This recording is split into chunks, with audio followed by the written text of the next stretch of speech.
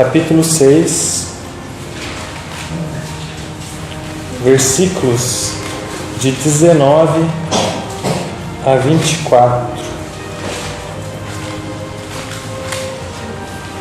Motivo de grande alegria estar aqui com vocês essa noite. Mais uma vez, a igreja do meu coração. Minha esposa Esther não pôde vir, ela estava fazendo um concurso, mas deixo um abraço forte para todos vocês. Deus colocou no meu coração falar sobre o tema que eu fiz a monografia da minha graduação em teologia no seminário Martin Bucer. Então,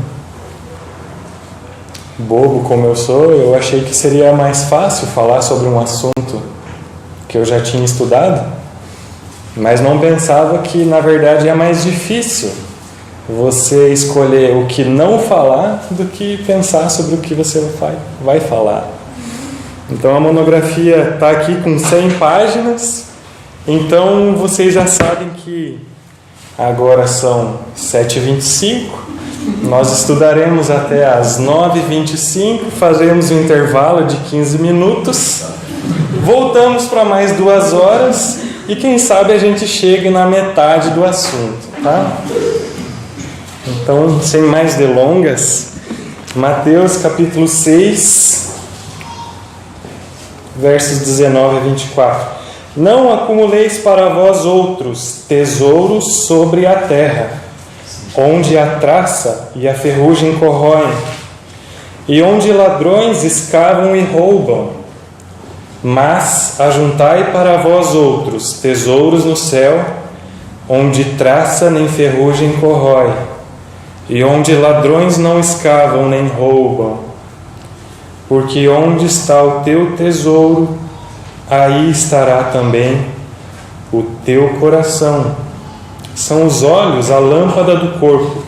Se os teus olhos forem bons, todo o teu corpo será luminoso. Se, porém, os teus olhos forem maus, todo o teu corpo estará em trevas. Portanto, caso a luz que em ti há sejam trevas, que grandes trevas serão. Ninguém pode servir a 2 senhores, porque ou há de aborrecer-se de um e amar ao outro, ou se devotará a um e desprezará ao outro. Não podeis servir a Deus e às riquezas.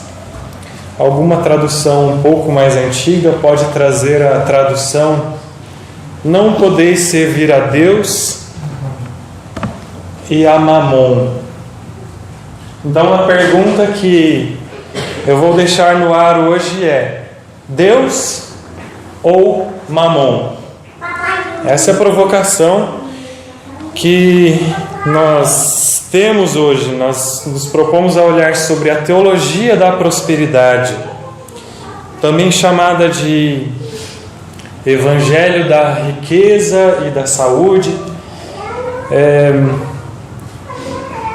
Tem outros nomes também.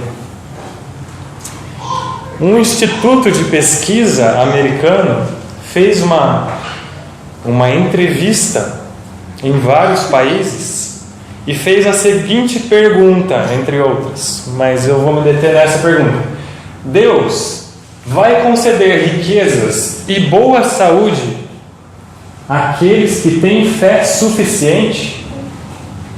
E aí nós temos vários países, e entre eles Brasil. 56% dos protestantes brasileiros, entre aspas, esses protestantes, aqueles que se dizem ser protestantes, disseram que sim, Deus vai conceder riquezas se você tiver fé suficiente. A pergunta, percebam, a pergunta não é Deus pode conceder riquezas, mas a pergunta é: Deus vai? E 56% dos protestantes brasileiros responderam que sim, isso em 2014, é uma pesquisa recente. Então, irmãos, eu falo que a teologia da prosperidade é um dos maiores males que acomete a igreja brasileira hoje. Muitos têm se deixado levar por esse evangelho. Muitos, embora não estejam totalmente mergulhados nele, estão se deixando influenciar. E outros têm feito oposição a essa doutrina, mas sem discernimento. A Bíblia diz que nós temos que estar preparados para dar razão da esperança, da fé que está em nós. Então, se eu perguntar para você, eu não creio na teologia da prosperidade, aí eu pergunto, por quê? Porque sim. Porque sim não é resposta. Porque eu acho que é errado. Você acha que é errado. Mas se você não tiver um fundamento para isso, você não vai saber ajudar aqueles irmãos que estão tropeçando nesse problema. Então, mesmo aqueles que corretamente se colocam contrários, podem estar errando em não estudar esse assunto. Nós devemos estar prontos para combater o bom combate da fé. Então, é um assunto que nós devemos nos dedicar. O pai, entre aspas, dessas doutrinas é Kenneth Hagin. Ele começou a falar sobre isso aproximadamente aí nas décadas de 30, 40. E essa já é a primeira pista. Sempre que alguém começar a falar sobre um assunto completamente novo, que nunca na história da igreja as pessoas entenderam daquela maneira, provavelmente está errado. É muita pretensão alguém achar que durante 2 milênios de história da igreja, Deus deixou a sua preciosa igreja abandonada numa doutrina, deixando de lado uma doutrina importante.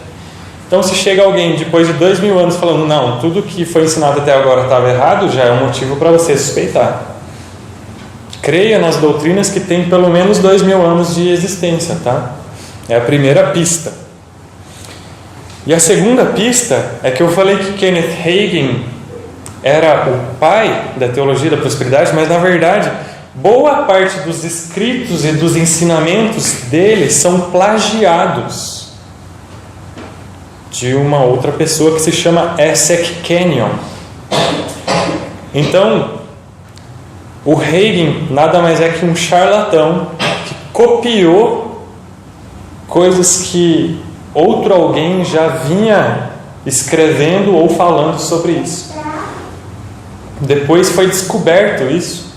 Aí ele falou, não é bem assim. E quando ficou provado que ele copiava item por item, palavra por palavra, livros inteiros, aí ele se saiu com a desculpa de que, então foi o Espírito Santo que inspirou nós dois. E aí depois desses, vários outros passaram a difundir, isso se espalhou por todo o mundo, nos Estados Unidos, mas também na América do Sul, na Ásia, na África, na Índia, Sudeste Asiático. Infelizmente, esse não é um mal que acomete apenas nós brasileiros. Então, Kenneth Copeland, Charles Capps, Frederick Price, Benny Hinn, Bob Tilton, John Avanzini, Mike Murdoch, Maurice Cerullo e alguns brasileiros como R.R. Soares, Edir Macedo, Valdemiro Santiago, Valnice Milhomens, Estevão e Sônia Hernandes, Silas Malafaia, sim, ele está seguindo a teologia da prosperidade hoje. André Valadão estudou no instituto que Kenneth Hagin fundou nos Estados Unidos, Redém Terra Nova, entre outros. Os irmãos podem ter reconhecido alguns dos nomes. Eles estão por aí. Agora, isso não se trata de algo inédito. De certa forma, desde o mundo antigo, as pessoas rendiam culto a vários deuses no mundo antigo para garantir o seu próprio bem-estar. Estou citando aqui Billy, no seu livro Você se torna aquilo que adora. Então as pessoas, desde o mundo antigo, elas tentavam garantir o próprio bem-estar físico, econômico e espiritual. Então, nesse sentido, a magia era muito usada para manipular os vários poderes sobrenaturais, a fim de garantir o bem-estar do adorador. Do mesmo modo, as pessoas da atualidade se dedicam a elas mesmas, lançando mão de todo expediente que lhes garanta o bem-estar do seu ego. E, em última análise, sem se preocupar com os outros, nem com Deus. Então eu queria falar um pouquinho quais são as 3 principais doutrinas que a teologia da prosperidade se apoia sobre ela. Então são os 3 pilares da teologia da prosperidade. O primeiro é que a prosperidade é um direito do cristão. O cristão, ele não pode sofrer de problemas financeiros. Se você está passando por alguma dificuldade, se está apertado, se você está desempregado, isso é uma questão espiritual. Você deve estar em pecado. Você não está fazendo as orações, você não está exigindo a sua bênção. Nós não precisamos ser cativos da pobreza ou da prosperidade. É o que eles dizem. Da enfermidade. É o que eles dizem. Segundo eles, então, Deus necessariamente vai dar prosperidade, sucesso, dinheiro e a cura para aqueles que são seus filhos, se eles obedecerem aos seus mandamentos. Alguém já ouviu falar? Eu sou filho do rei. Se eu sou filho do rei, eu não posso viver como um pobretão, como um plebeu. Eles ensinam a lei da multiplicação. Se você dá o seu dízimo na igreja, se você entrega a sua oferta, Deus vai multiplicar 50 a 100 por 1. Então é uma lei espiritual. Você dá 10 reais, Deus te volta 500 reais. Você dá 50 reais, Deus te volta 10 mil reais. Que bom negócio então que é esse? Ser crente. É uma lei automática. Você coloca, satisfação garantida.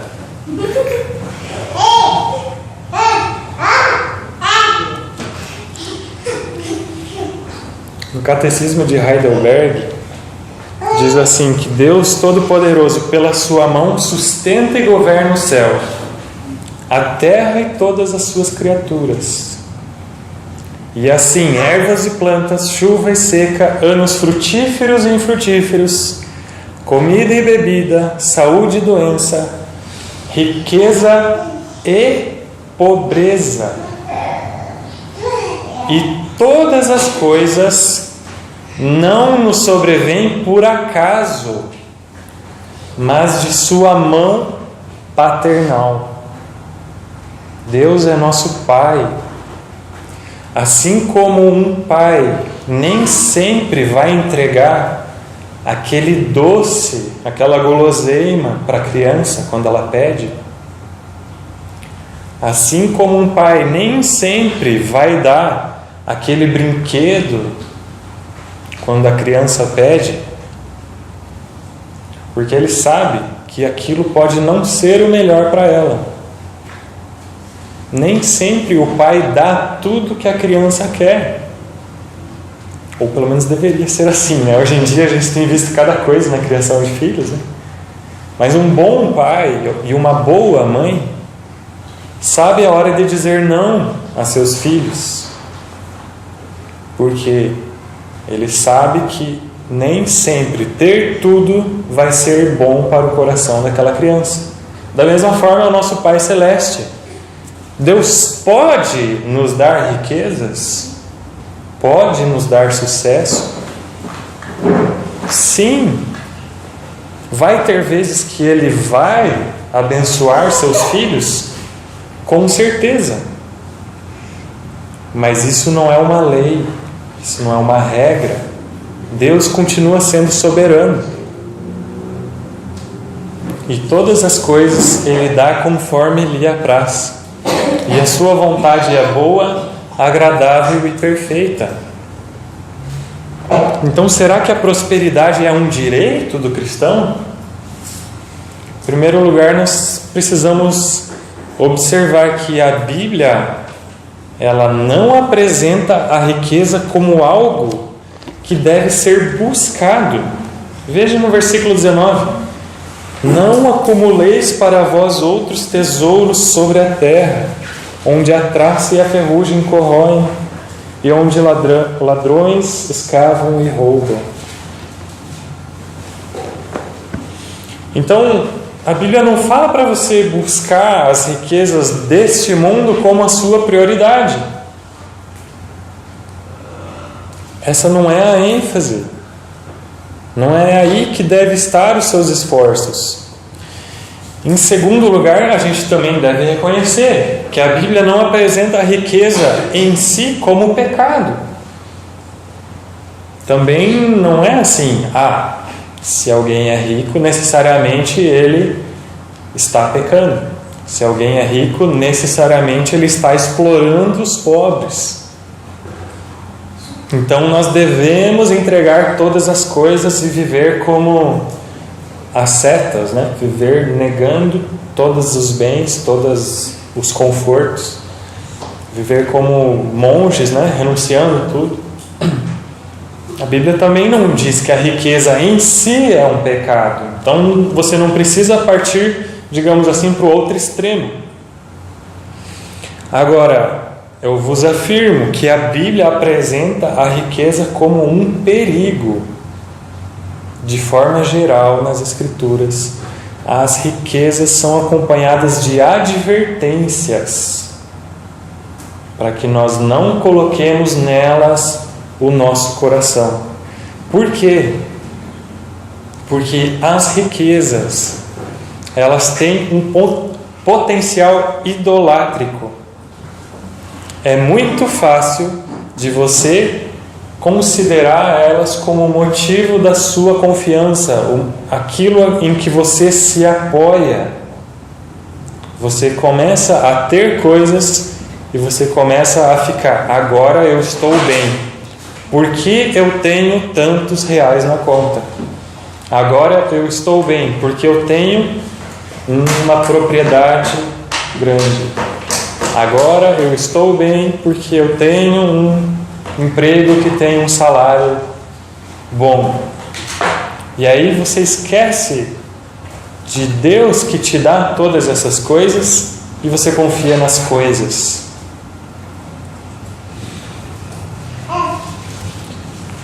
O segundo pilar da teologia da prosperidade é a confissão positiva. Então eles começam a usar verbos como exigir de Deus ao invés de pedir a Deus, decretar, determinar, reivindicar ao invés de rogar, ao invés de suplicar. Abram lá em João 14, versos 13 e 14.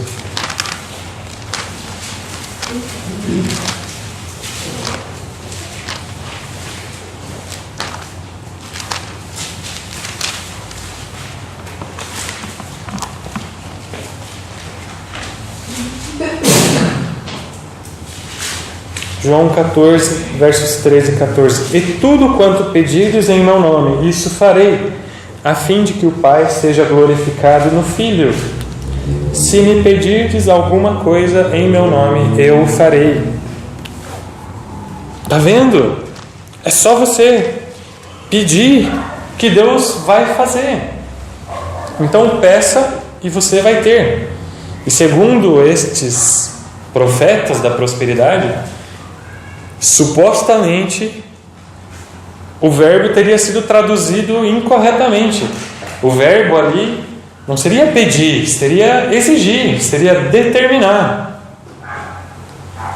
O que é balela. Se você estudar o grego, você vai ver que não tem nada a ver. Mas é o que eles dizem. E as pessoas acreditam. O verbo que está sendo usado ali é um verbo da relação como se fosse um servo para o Senhor.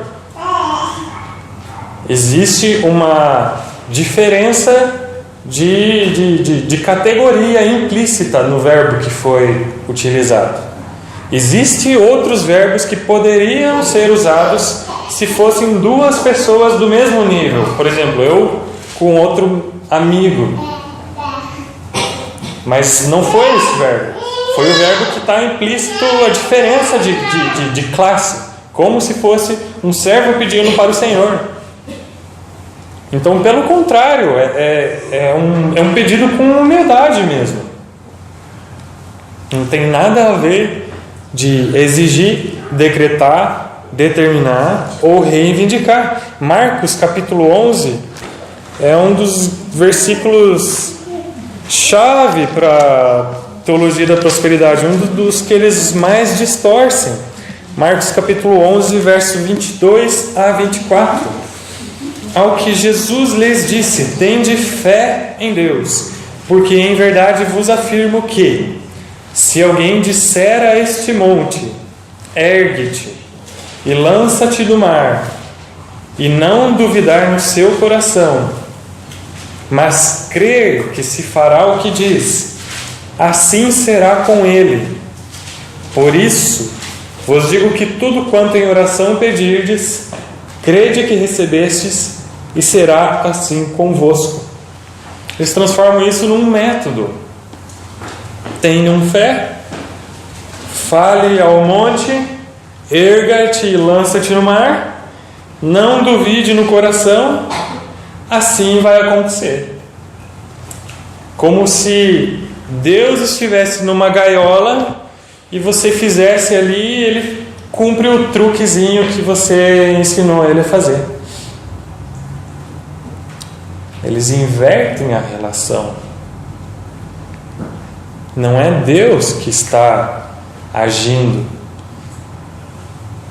Eu que estou fazendo e Deus é o mero intermediário, é o instrumento. Será que alguém pode mandar em Deus? Será que nesse método da teologia da prosperidade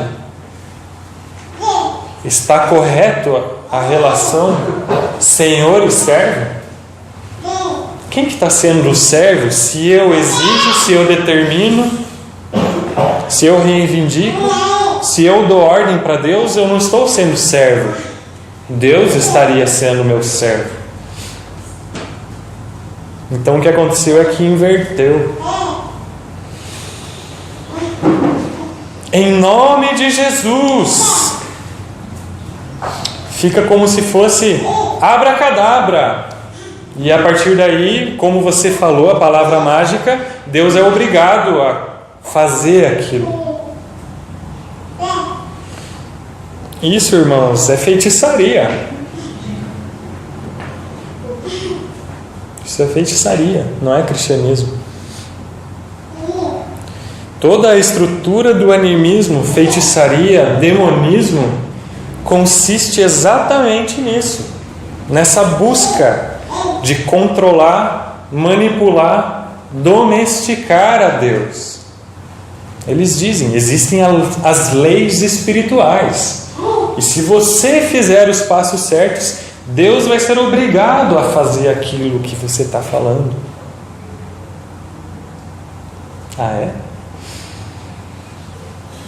É a tentativa de manipular a realidade por técnicas mentais, místicas ou religiosas, de influenciar as forças da natureza ao se conhecer certas leis espirituais. Mas o que esses teólogos da prosperidade parecem não conhecer é a oração do Pai Nosso, que está ali, em Mateus 6. Mateus 6 diz: quando orardes, não useis de repetições inúteis ou de vãs repetições. Ali no versículo 7, como os gentios, porque presumem que pelo seu muito falar serão ouvidos.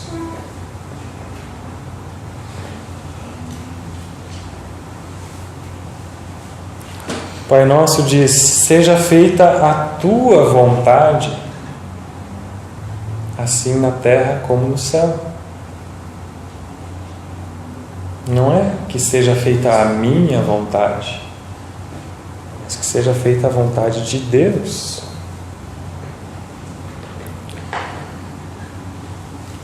Diz para nós pedirmos o pão nosso de cada dia. Não fala para nós pedirmos um iate, uma casa de campo, uma pulseira de ouro, uma roupa de grife, porque é isso que você vê nas igrejas da prosperidade, uma ostentação. Mas Jesus nos ensinou a pedir o pão. Não é nem pedir a lasanha, é pedir o pão. E no final, versículo 13: pois teu é o reino e a glória e o poder para sempre. Amém. Nós não podemos nos esquecer que Deus continua sendo Deus.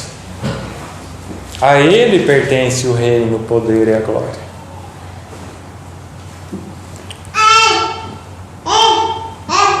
E o último, o terceiro dos pilares da teologia da prosperidade são as revelações apostólicas.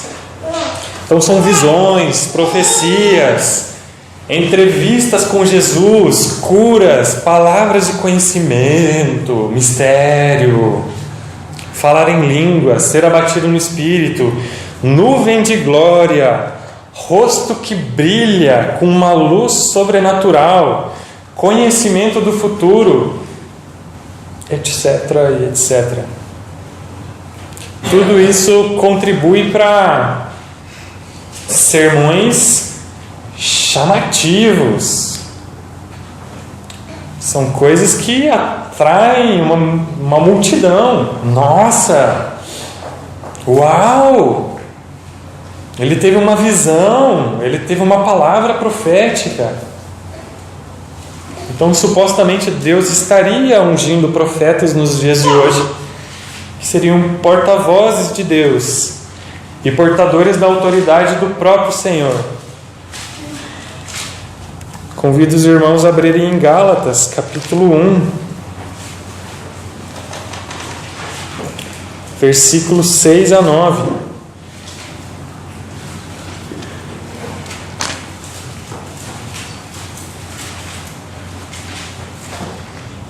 Estou admirado de que estejais vos desviando tão depressa daquele que vos chamou pela graça de Cristo para outro evangelho,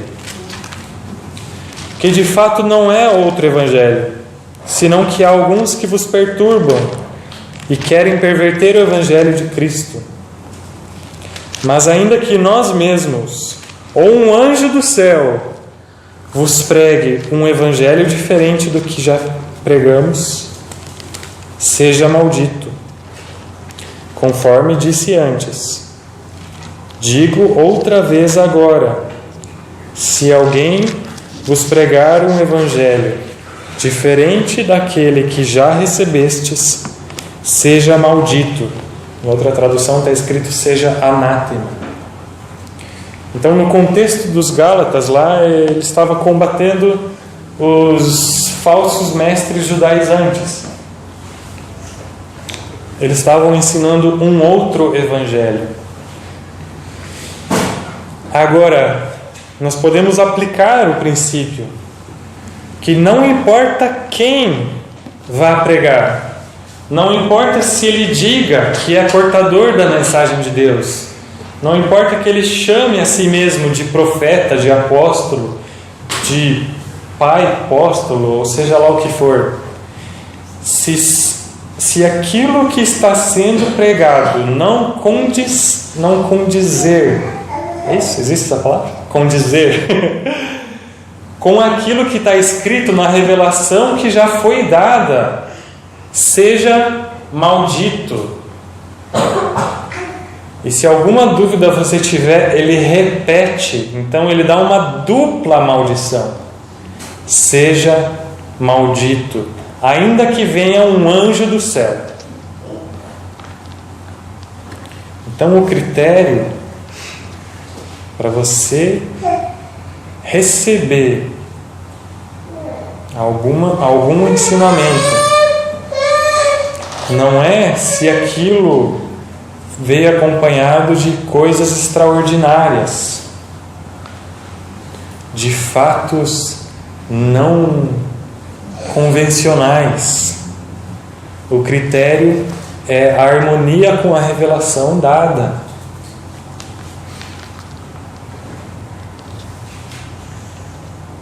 E se não bater com o que está aqui, seja maldito. Irmãos, o Evangelho da prosperidade, nós precisamos entender, é outro Evangelho. Não é um pequeno desvio. É outro Evangelho. Não é uma coisa... é só um detalhezinho, uma firula lá que é um pouquinho diferente. Não. Ele é corrompido completamente. É outra coisa. É um falso evangelho. Mas por que você está falando isso, Mateus? Eu acabei de ler para vocês, Mateus capítulo 6. Ou você serve a Deus ou a Mamon. Não tem meio termo, não tem harmonia entre eles. Então, se o próprio Cristo colocou dessa maneira, não vou ser eu que vou falar diferente. Ainda sobre a autoridade apostólica, Augusto Nicodemos escreveu um livro recentemente estudando esses tais apóstolos. E o que ele disse foi: vemos o grande crescimento do número de líderes no meio protestante evangélico que se apresentam como apóstolos de Jesus Cristo, reivindicando autoridade e poder apostólicos. Todavia, é minha firme convicção de que não existem mais apóstolos como os 12 apóstolos de Jesus Cristo e o apóstolo Paulo. Colocando numa frase engraçadinha, apóstolo bom é apóstolo morto, tá? Hank Hanegraaff, ele tinha um instituto de pesquisa nos Estados Unidos e se dedicou a pesquisar sobre esse assunto, teologia da prosperidade. E ele disse assim: um dos aspectos mais assustadores na minha pesquisa sobre a teologia da fé, é um outro nome para a teologia da prosperidade, é que, vezes sem conta, tenho descoberto que os mestres da fé, enquanto reivindicam receber revelações da parte de Deus, na realidade estão simplesmente repetindo histórias que ouviram uns dos outros. Que revelação é essa? Que simplesmente é cópia do que outro já falou. Então, irmãos, até já que eu estou com o Rank Hanegraaff, deixa eu só abrir um parênteses. Tem um livro que, durante a minha pesquisa, eu posso dizer que é o melhor livro sobre o assunto que existe hoje. Se chama Cristianismo em Crise. Então, se você tiver um parente, um amigo que está envolvido na teologia da prosperidade, ou se você quer estudar um pouco mais a fundo, o primeiro livro que eu recomendaria seria esse, Cristianismo em Crise, do Rank Hanegraaff, tá? Fechou o parênteses. Então vamos voltar lá para Mateus 6. Versículo 24 diz: ninguém pode servir a dois senhores, porque ou há de aborrecer-se de um e amar ao outro, ou se devotará a um e desprezará ao outro. Não podeis servir a Deus e às riquezas. Então, o que Jesus está falando aqui no Sermão do Monte, ele pega as riquezas e personifica elas. Mamon é como se você pegasse as riquezas e derretesse elas no fogo e fizesse uma escultura ali. É uma linguagem que tem tudo a ver com idolatria. É mais ou menos como se você estivesse forjando um Deus, forjando uma escultura. Então ele personifica a riqueza e diz: está aqui Mamon, está aqui Deus, ou esse ou aquele. Ele usa uma linguagem bem simples e clara. Ele usou a linguagem da escravatura. Ou você serve a um senhor, ou você serve a outro. Você não tem como ter dois patrões ao mesmo tempo. A hora que você estiver obedecendo a um, você vai estar desagradando ao outro. A hora que você estiver obedecendo ao outro, você vai desagradar o primeiro. Decidam.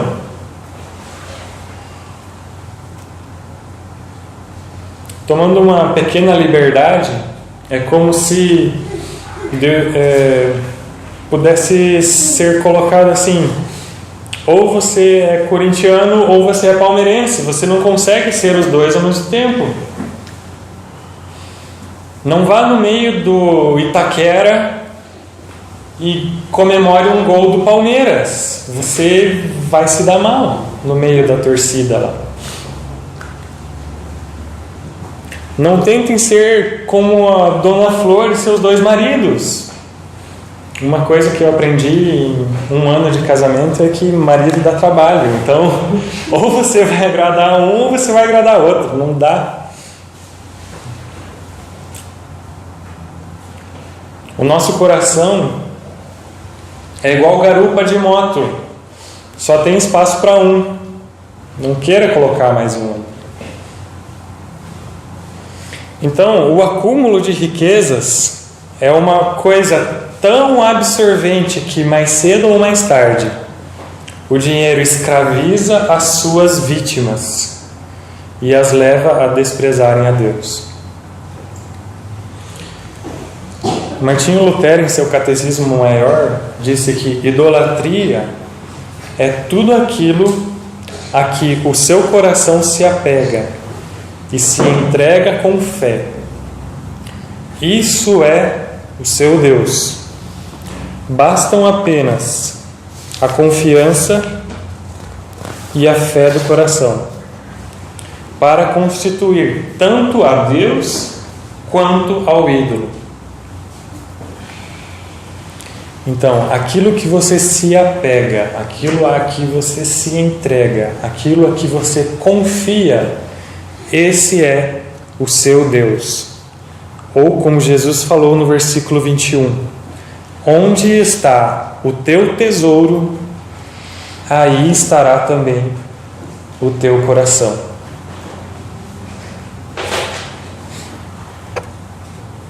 Para encerrarmos, a gente precisa pensar qual que é a atitude que Deus deseja que a gente tenha para com os bens materiais.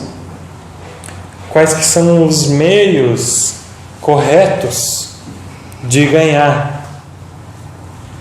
E qual que é o uso adequado que nós devemos fazer deles, uma vez que os tenhamos? Nós não devemos buscar os bens dessa terra por cobiça. O 10º mandamento fala: não cobiçarás. Eu poderia me estender um pouco mais nesse 10º mandamento, mas eu ouvi dizer que vocês estão estudando os 10 mandamentos, então eu não vou me adiantar, porque acho que vocês ainda não chegaram lá no 10º. Mas tem tudo a ver.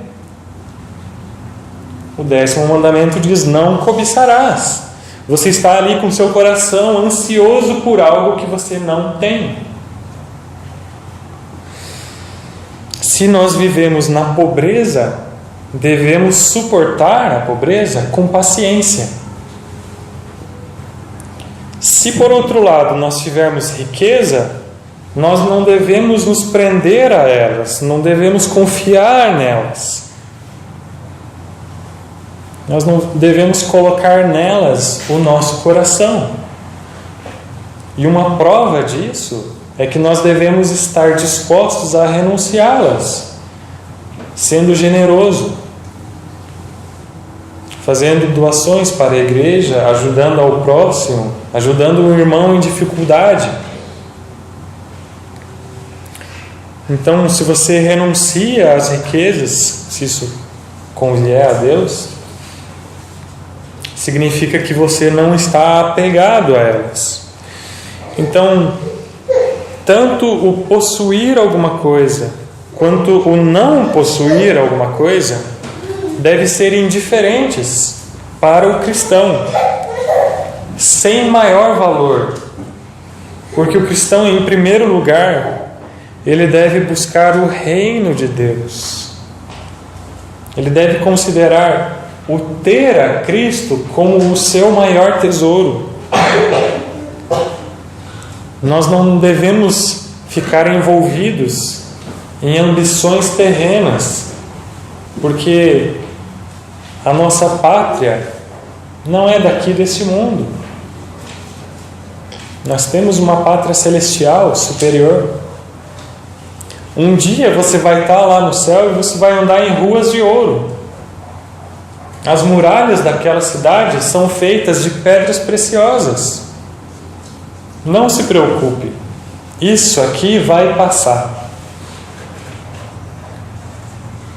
O nosso destino final, nós teremos muito mais do que você desejou ou sequer sonhou.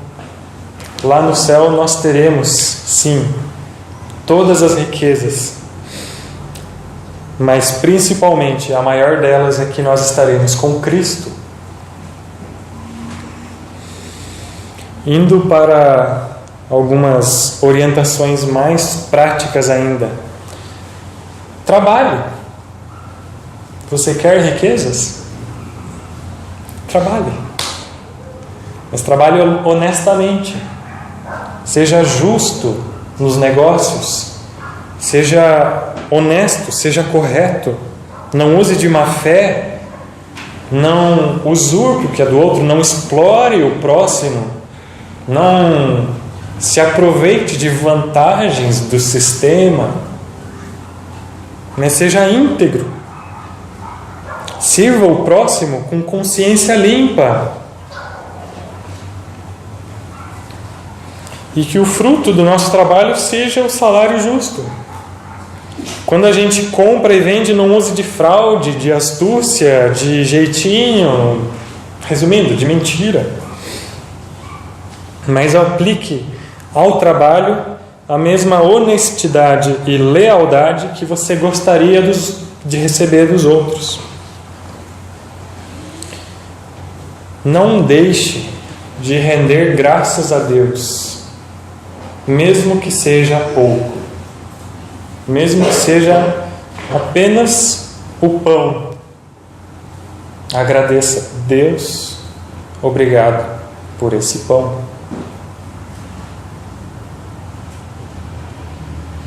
E se você tiver mais do que apenas o pão, se você tiver muito, não use de glutonaria, de luxo, de orgulho, de vaidade, de ostentação, mas seja moderado. Deixe de lado as coisas supérfluas, não desperdice,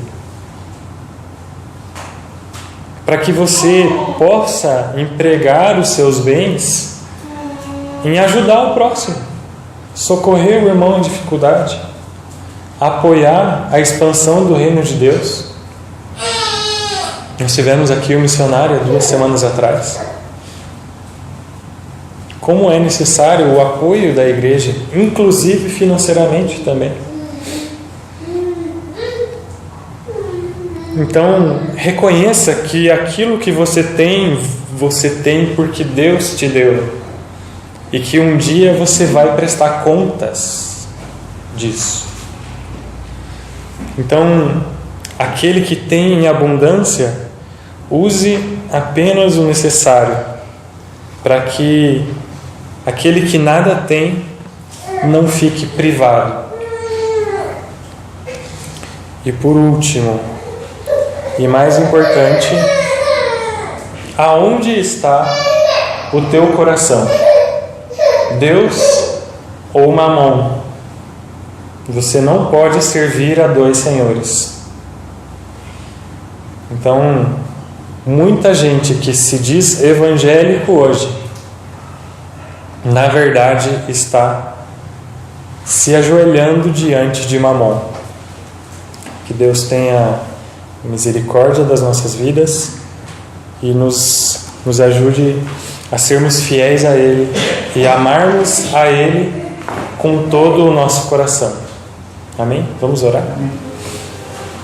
Senhor Deus, muito obrigado pela Tua palavra, porque o Senhor fala conosco e penetra fundo no nosso coração. E a Tua palavra revela as coisas que estão lá dentro, revela os falsos deuses que se encontram no coração humano, arranca o mal pela raiz e faz de nós uma nova criatura, nos dá um coração novo. Senhor, que nós estejamos servindo a Ti com o nosso coração pleno, que nós não estejamos com o coração dividido, mas que nós o amemos com todo o nosso coração. Nos livra, Senhor, da tentação de nos dobrarmos diante do Deus Mamon, da prosperidade e das riquezas. E, Senhor, abençoa a nossa igreja e abençoa a igreja brasileira, que ela não se deixe levar por esse falso evangelho, do evangelho da prosperidade, que não é um evangelho, mas é uma falsa doutrina. Que o Senhor nos abençoe, é o que pedimos em nome de Jesus. Amém.